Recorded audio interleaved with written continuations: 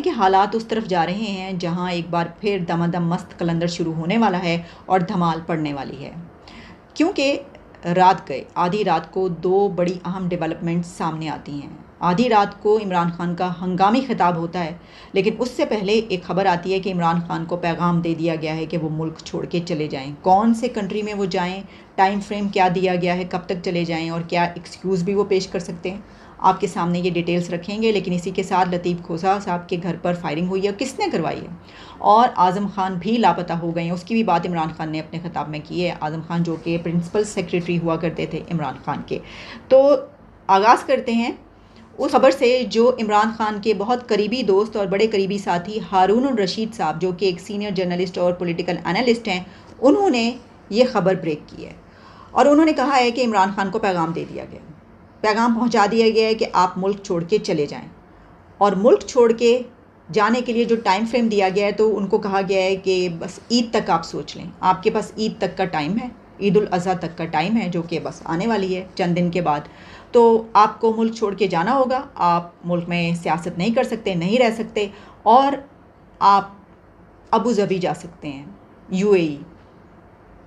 تو یو اے ای جانے کے لیے اب عمران خان کو عید الاضحیٰ تک کا ٹائم دے دیا گیا۔ اب ہارون الرشید صاحب جو خبر پر بات کر رہے تھے، اس میں ایک بات یہ بھی سامنے آئی کہ عمران خان کی ٹانگ پر جو گولیاں لگی تھیں، اس میں ان کی ایک وین، ایک رگ بہت ہی برے طریقے سے متاثر ہوئی تھی، اور اس کا علاج پاکستان میں نہیں ہے۔ تو عمران خان یہ ایکسکیوز پیش کر سکتے ہیں کہ وہ اس لیے ابو ظبی جا رہے ہیں یا یو اے ای جا رہے ہیں یا ملک چھوڑ کے جا رہے ہیں، یعنی کچھ عرصے کے لیے، کہ کیونکہ ان کو ٹانگ کا علاج کروانا ہے اور یہ اس کا علاج یہاں پر نہیں ہوتا، تو اس کی ٹریٹمنٹ کے لیے وہ یو اے ای جا رہے ہیں۔ اب یہ بات شاید اس لیے کہی گئی ہو، یا پیغام میں یہ والی بات ہے یا نہیں ہے، لیکن جو خبر تھی جس طریقے سے، وہ میں نے آپ تک پہنچا دی۔ عمران خان کا خطاب جب ہوتا ہے تو اس میں وہ یہ والی بات نہیں کرتے کہ ان کو کوئی پیغام دیا گیا ہے، لیکن ان کا یہ خطاب بہت ہی ایک، جسے کہتے ہیں نا چاقو کی دھار، اس طریقے سے بڑا ہی تیز دھار قسم کا خطاب ہے۔ ویسے تو اس خطاب میں انہوں نے تقریباً بہت ساری باتیں ایسی کی ہیں جو اس سے پہلے بھی وہ سپیچز میں کرتے رہے ہیں، لیکن اس ایڈریس کا جو آخری پیراگراف ہے، اس میں انہوں نے اپنے جو ورکرز ہیں ان کے ساتھ بات کی اور ایک چیلنج دیا ان کو۔ وہ کیا چیلنج ہے؟ کچھ اہم پوائنٹس آپ کے سامنے رکھے دیتے ہیں اس خطاب کے۔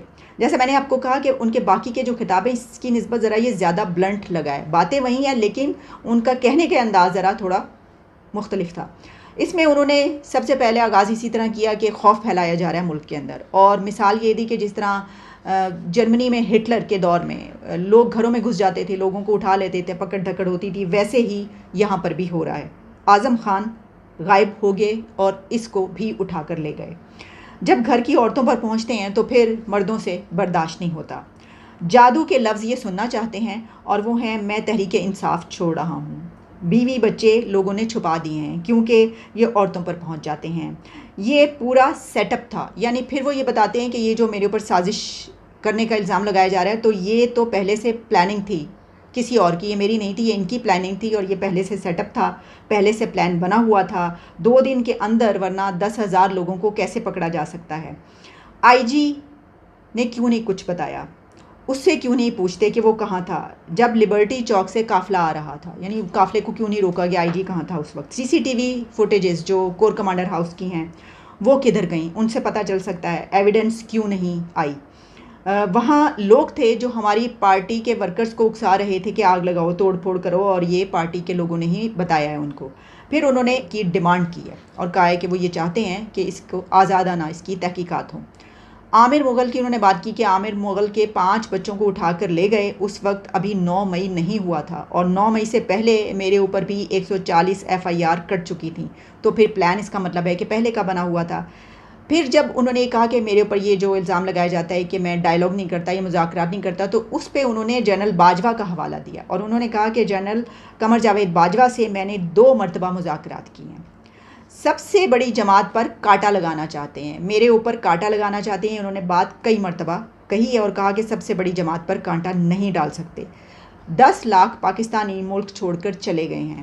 پھر نارتھ کوریا اور ساؤتھ کوریا کی انہوں نے مثال دی کہ وہ دیکھیں وہ بھی ایک ہی جگہ پر، ایک ہی جیسے کنٹریز، لیکن ایک کہاں پر ہے، کیا حالت ہے اس کی، کیونکہ ڈکٹیٹرشپ ہے وہاں پر، اور دوسرا کتنا ترقی کر رہا ہے۔ پھر انہوں نے کچھ صحافیوں کی بھی باتیں کی جس میں انہوں نے کہا کہ اچھے اچھے صحافی باہر بھاگ گئے ہیں، عمران ریاض پتہ ہی نہیں ہے کہ کہاں پر ہیں۔ جنرل مشرف کا انہوں نے 2-3 مرتبہ حوالہ دیا جس میں انہوں نے کہا جنرل مشرف نے ان کو بتایا اور پھر جنرل امجد نے بھی ان کو بتایا کہ یہ دونوں پارٹیاں کتنی کرپٹ ہیں۔ پھر انہوں نے یہ کہا کہ آج یہ محب وطن بنے ہوئے ہیں اور عمران خان غدار بن گیا ہے، جبکہ میں نے اپنی ساری جمع پونجی اور سارا پیسہ باہر سے اٹھا کر یہاں پر لے آیا، سارا پیسہ بیچ کر یہاں پر آ گیا، سب کچھ میرا یہیں پر ہے اور وہ ٹھیک ہیں اور ہم آج غدار بن گئے ہیں۔ کیا قوم مانے گی یہ چیزیں؟ لیکن ساتھ ہی انہوں نے کہا اور اگر نہیں مانے گی تو آپ ڈنڈے سے سیدھا کریں گے قوم کو۔ بلیٹن میں سب سے پہلے آپ کو بتائیں، چین سے پاکستان کو $1 ارب مل گئے۔ اسٹیٹ بینک نے تصدیق کر دی ہے، یہ رقم کمرشل قرضے کے طور پر ہے۔ پاکستان نے رواں ہفتے چائنیز ڈیولپمنٹ بینک کو پیشگی ادائیگی کی تھی۔ وزیر خزانہ نے بھی $1 ارب موصول ہونے کے حوالے سے بتایا تھا۔ اسحاق ڈار کا کہنا تھا کہ ہمارے پاس اربوں ڈالر کے اثاثے موجود ہیں، IMF سے معاہدہ نہ ہونے کی صورت میں بھی پاکستان ڈیفالٹ نہیں کرے گا۔ چین سے پاکستان کو $1 ارب مل گئے، اسٹیٹ بینک نے تصدیق کر دی ہے، یہ رقم کمرشل قرضے کے طور پر ہے۔ پاکستان نے رواں ہفتے چائنیز ڈیولپمنٹ بینک کو پیشگی ادائیگی کی تھی اور وزیر خزانہ نے بھی $1 ارب موصول ہونے کے حوالے سے بتایا تھا۔ اسحاق ڈار کا کہنا تھا کہ ہمارے پاس اربوں ڈالر کے اثاثے موجود ہیں، IMF سے معاہدہ نہ ہونے کی صورت میں بھی پاکستان ڈیفالٹ نہیں کرے گا۔